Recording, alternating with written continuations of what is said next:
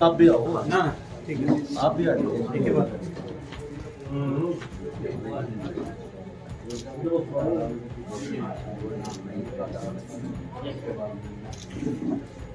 ठीक है प्रधान।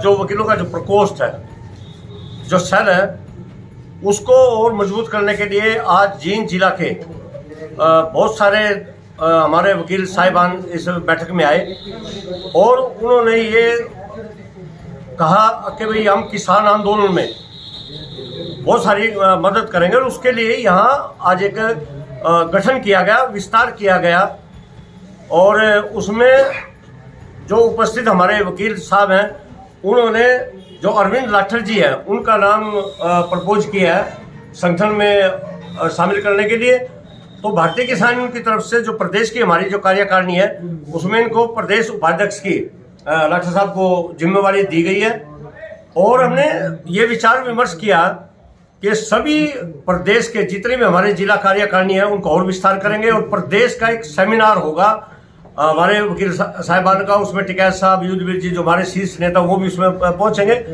जल्दी एक सेमिनार होगा और उसमें पूरी मजबूती के साथ एक गठन प्रदेश के स्तर पर भी उसमें किया जाएगा और ये बहुत आज का दिन महत्वपूर्ण है किसान आंदोलन के लिए कि आज यहाँ जो इस तरह की जो मीटिंग हुई है उससे किसान आंदोलन को ताकत मिलेगी और जो सरकार झूठे मुकदमे दर्ज करके जो किसानों को डराने का काम करती है तो उस डर की निकालने के लिए, उसको मजबूत करने के लिए आज हमारे बीच में वकील साहब आए हैं, वो हमारी मदद इसमें करेंगे।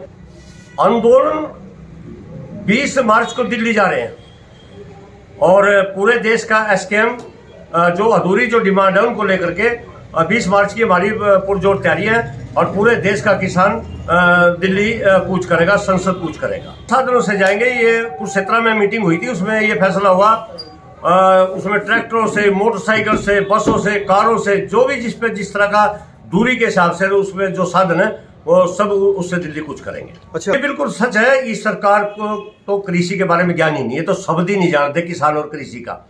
और केंद्र का बजट आया, जो पिछले बजट थे उनको भी अब की बार किसी को 20%, किसी को 15% पिछले साल से इन्होंने कम कर दिया।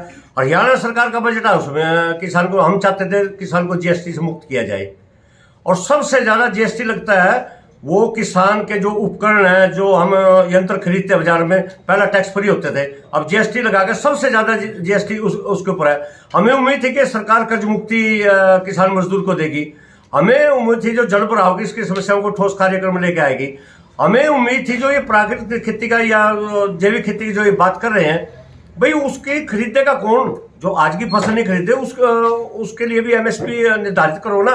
खेती तो हम कर देंगे, खेती तो हमने सभी तरह की करी है, लेकिन सरकार ने अब की बार का जो बजट है वो किसान इसमें और कर्ज में उलझने वाला है।